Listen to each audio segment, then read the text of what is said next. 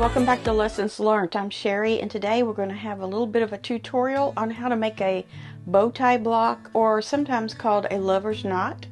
So this comes in 4 pieces to make a block, or you can just let your blocks stand alone. It's a very versatile block, the bow tie block. You can do it in so many different formations that one quilt can look completely different from another. For example, in this scenario, I've used the same fabric for the bow ties. So if I put them in this formation, that makes a 12.5-inch block. I can also rotate my bow tie pieces to the center, and you get a totally different looking block. You could use this same fabric throughout, and this pattern will just continue to be linked through the whole quilt. So in my case here, I am going to use the same background for all of my bow tie sections here. Actually, each one of these by itself is a bow tie block, and it is 6.5 inches. So once you sew all of these together, that is a 12.5-inch block.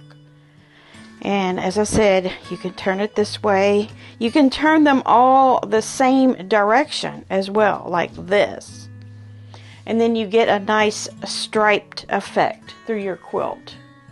There's just a lot of different ways you can turn them. That's why I say it's a very versatile block.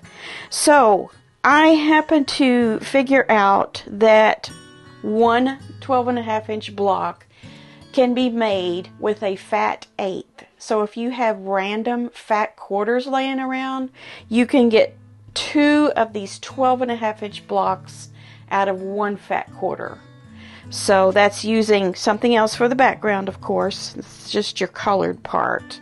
In my case, I've been working a lot with my scraps lately, and I had the habit of cutting 3.5-inch strips. So that's how I came upon this measurement. If I have 3 of the same pattern, I can make one of these blocks.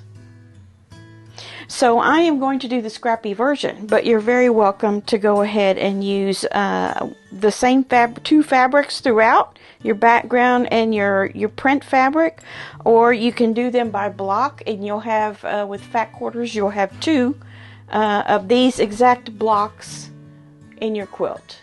So you could just, like if you had a line of fabric, like a fat quarter bundle, for example, like this, you could use these fat quarters. You would have 2 of each of these in your quilt, and that would all coordinate. So you could do a coordinated quilt like that. You could do what I would call a solid like this, even though this part is print, or you could do a scrappy. And I also have a scrappy version here to show you. So here's what I've done. I've just kind of taken those scraps and done it that way. I love the way this looks, and I've always wanted to do a scrappy quilt with a yellow background.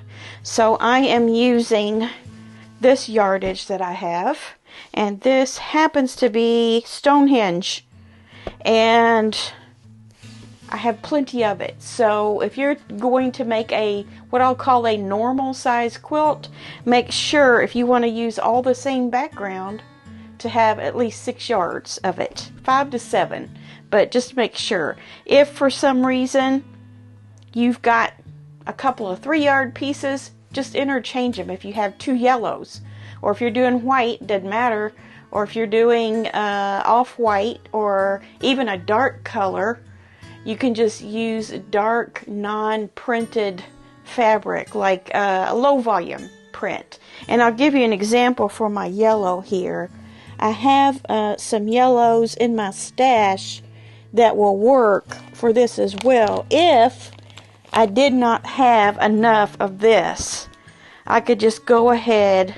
This is a little bit of a stretch, this one here, but I could just go ahead and pull some other yellows that I have to fill in where I didn't have enough of this. And that's the great thing about doing a scrappy one, is you can pivot if you need to. If you find that you don't have enough of your original fabric that you thought and you want to make your quilt bigger, or you can just adjust down and not make as many blocks and use the fabric that you have, even though it wasn't as much as it wasn't 6 yards. So I feel pretty safe in telling you that 6 yards will get your background for a normal size quilt. So there are some options for you. Now I do want to mention that I received, just before I started filming this video, an email from Fat Quarter Shop showing a sew along that they're having with this block. And it's using Joanna Figueroa's book, Strawberry Garden, I think it's called. And evidently there is a written pattern in that book for a bow tie block. I don't have that book. I have no idea what her measurements are. I'm just going off of what I'm using. I'm using 3.5 inch squares, and then your small square that you have, like for example, you need 3 squares, as I mentioned, that are the same, and you'll have 1 3.5 here, 1 3.5 here. And then for the stitch and flips, which I'm going to show you how to sew this, you'll need half of one of these cut lengthwise and then across, and you'll be left over with this piece here, which is 1 3/4 by 3.5. If you have more fabric and you want to make your knots a little bit bigger, you can. Just bear in mind that you need to have more. You're only going to be able to get one of those stitch and flips out of this. So just some things to keep in mind. Now, if you're using a fat quarter, like in this case, I actually used 2 inch squares on this. So this is what I had left. Let me put this back here for you so you can see. This is what I had left from my fat quarter after doing these. And since I had yardage that I could cut from, I went ahead and cut my knots 2 inches instead of 1 3/4. I think that was basically an oversight on my part. I meant to make them 1 3/4 because I had already made this one from my scraps, and I know that I used my third 3.5 inch square and cut it in half and then in half again. So I think that was just kind of a snafu on my part, although when I put all of these on the wall together, they work. You can't really tell that those are that much bigger than these. I mean, it's 1/4 of an inch. So, you know, I don't know that I would put this in my Scrappy quilt. This is more like for demo purposes for you. But I ended up with a fat 1/8 and then another 2 inch strip. So I know for a fact that you can get 2 full blocks from a fat quarter and you'll use most of it. So that's some options if you want to sew one of these up with me. I don't know that I would call this a proper sew along, and I certainly don't want to step on Fat Quarter Shop's idea of having their sew along at the same time, but it's just the way it timed out. I had no idea they were doing the same thing. So I decided to go ahead and make this a tutorial for you, and if you want to sew along with me, you're welcome to. You can do it however you want. If you want your blocks smaller or bigger, just keep in mind that these squares, whatever size you decide to make them, make this square, which makes your knot, half the size of this, at least half. And then you could make it, well, actually, you could make it a little bigger, like I did on this case. You could make it a little smaller, but I don't think I would go less than half the size of these for your square, for your stitch and flips. So now let's go over to the sewing machine and I'll show you how to sew one of these up. Okay, so this time I picked this green out of my stash. So I need 2 of these, and then I needed another whole one of these that I cut for my 2 stitch and flips. And then, like I said, over there at the cutting table, this is what I have left. So if I have 2 more of these, I would have enough with this knot material here to make another one, and I'm pretty sure that I do. So I'm going to hang on to that. And then I have my 2 background squares. Now this is going to make one bow tie unit. So what I need to do is do my stitch and flip. How do you do a stitch and flip? I'm sure a lot of you already know, but if you don't, very quickly I will tell you that you just need to position the small square right sides together and sew from corner to corner. You can make a line here with a pencil or some other sewing marking pen, or in my case I have seam tape that guides me, so I can put this tip under my needle and then put this tip on the 1/4 inch line. Actually, not the 1/4 inch line, the red line of the seam tape, and just sew right across. Now recently I have taken to using some acorn glue to hold these together so I don't have to pin or clip, and I just put a little bit of that glue right there on, if I can get it to squeeze out, there, right there on that side that I'm going to end up about 1/2 inch in from the corner, and then right sides together. And you're saying, I've never used this glue before, how does that work? Well, you can just mash it down a little bit to get it to stay, and that way your well, that didn't work. That way your stitch and flip your little square will stay in place. So let me try that again. I guess shaking it like that was just a little too much, but it will keep it in its place for you while you get it under the needle. But just don't flip it in the air like I just did. This will glue is not hard. It doesn't dry hard. So, you just give it a little rub and it'll hold things in place while you're doing this. Whereas sometimes if you just hold it with your finger, it'll twist on you or move, or you'll move your finger, whatever, and it gets out of line. So I'm just sewing from one corner to the next. And then while I have that still under the needle, I'll go ahead and do this one.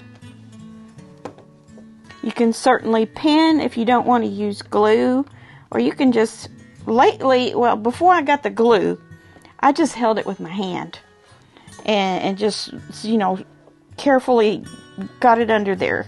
It takes a little more time because you're trying to be so careful, but that works just fine. You don't need any fancy glue for it.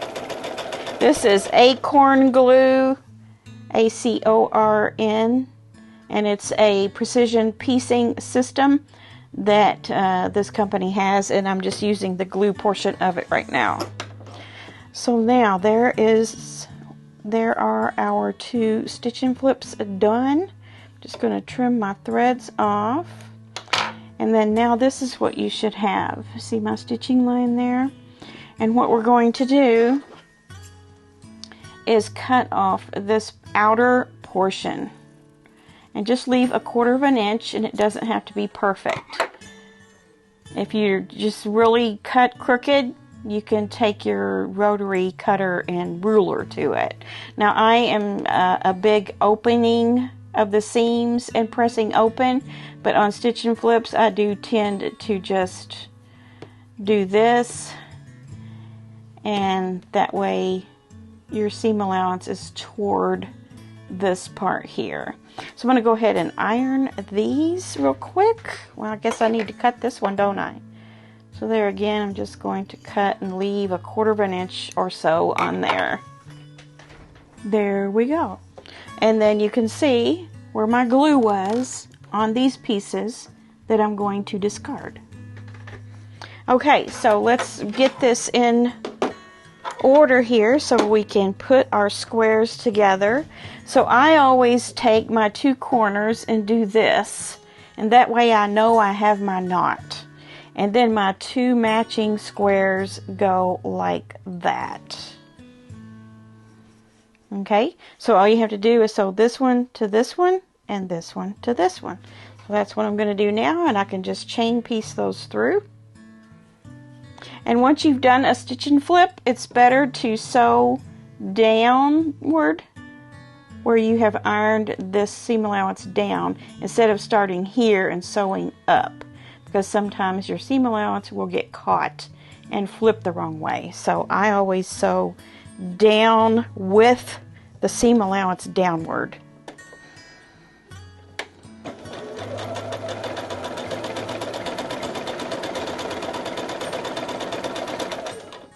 And I've got this one, and my seam allowance is going this way, so I'm going to turn it so that it's going this way. Just make sure you do sew the right side and not the wrong side, or you'll be taking it apart.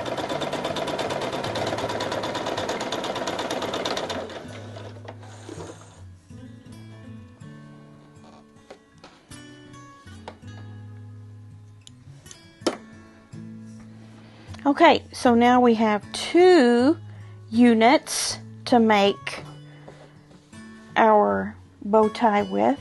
So now I'm going to open these seams. It wants to go towards the print, and you can do it that way if you want. You can press toward your prints. That's kind of the way it wants to go, but I'm going to press mine open. Okay, making sure that we're maintaining our bow tie shape. I'm going to put right sides together and make sure my 2 little seams that I just made on these are sitting right on top of each other. And you can pin this if you want. If you're a new sewer, you may want to pin to keep, especially this. I actually have these forked pins that work nice for that. I can line that up, stick that forked pin in there, and it holds both of those sides of that seam allowance down. I don't really use it for small pieces like this. Maybe for longer stretches I will use those, but not for something this short. But you can.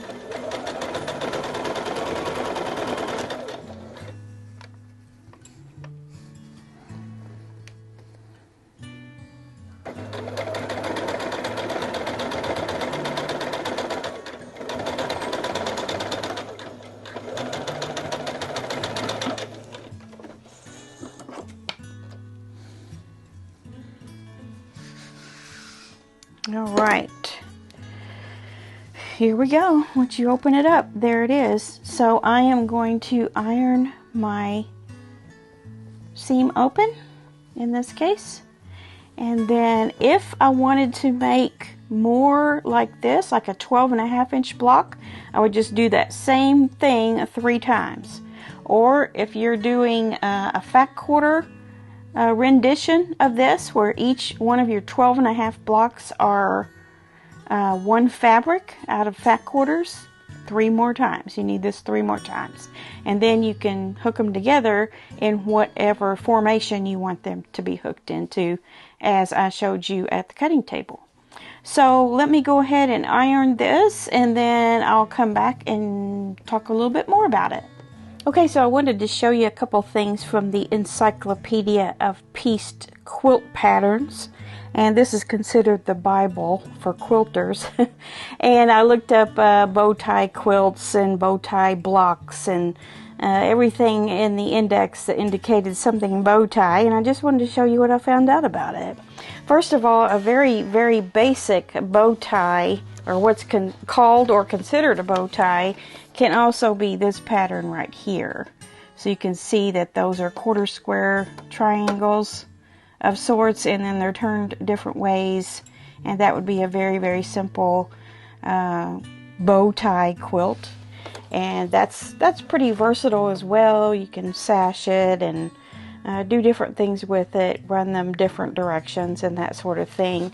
And then the more involved ones, like kind of what we're doing, although it's very, very simple, what we're doing is a bow knot quilt.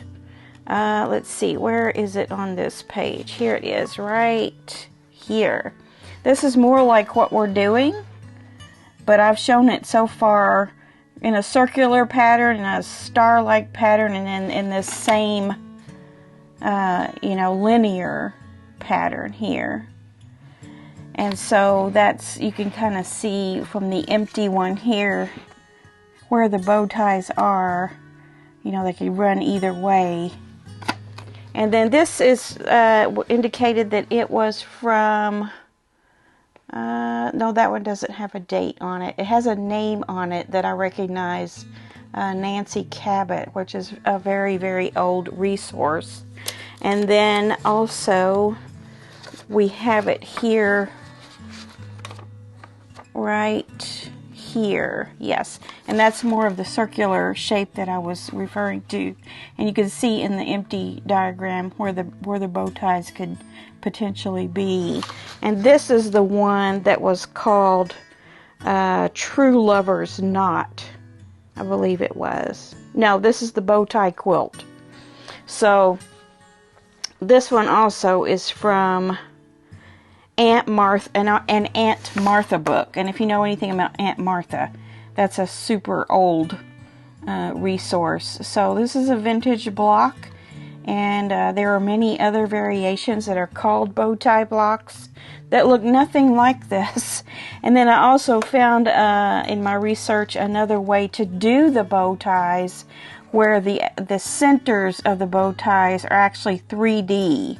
This little piece right here where we're doing the sew-and flips, it's actually a square that's kind of floating on top of your other pieces here. And it's a folding and sewing technique that you can do to get that 3D effect. So these actually sit above your block. And I might try that sometime. I watched a video on how to do that on Pinterest, and it's just like I said, it's just a folding and sewing technique that causes that knot to float on top. I'm not sure if I like that or not, but I would like to try it just to see if I could do it. So I thought you might find that interesting, and you can get this book online anywhere. Grab one of my links in the description box, and you can probably find it within those websites as well. So I'm going to show you now some of my finished blocks that I've done, so you can see the Scrappy effect. Okay, so here are the bow tie blocks that I have done so far.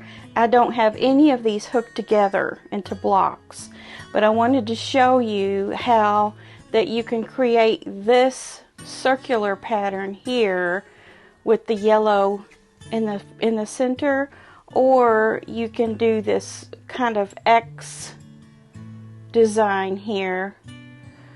And then as you can see too, how they start going together, our center pieces, our background is starting to appear.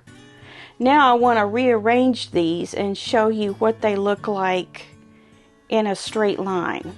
Okay, totally different. Do you see the difference? You've broken up the big yellow round centers and dispersed them into these lines.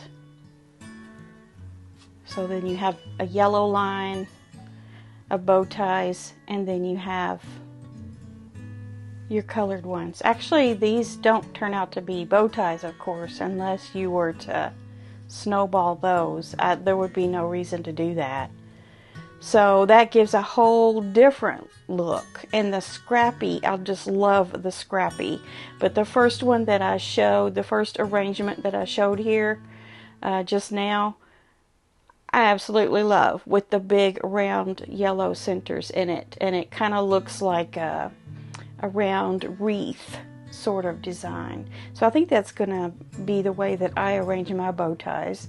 But as you can see, this is a very versatile block, and you can just kind of go any direction with it, and you don't have to make it scrappy. You can use your fat quarters. You'll get two 12.5-inch blocks for your quilt out of each fat quarter, whether you use random fat quarters or a line of fabric of fat quarters or just yardage. So however you want to do it. So versatile. So I would love to see your finished blocks that you get done this week.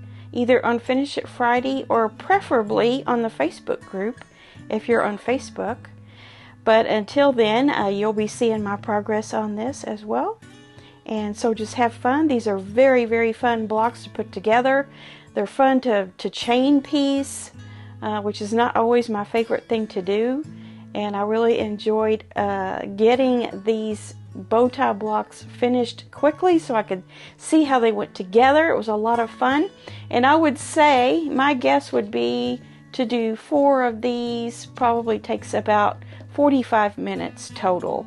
So you're going to get a block in under an hour. You could sew for 2 to 4 hours in a day and get a big chunk of your quilt done each day, and probably within about a couple of weeks you would have it finished, or less, depending on how much time you have.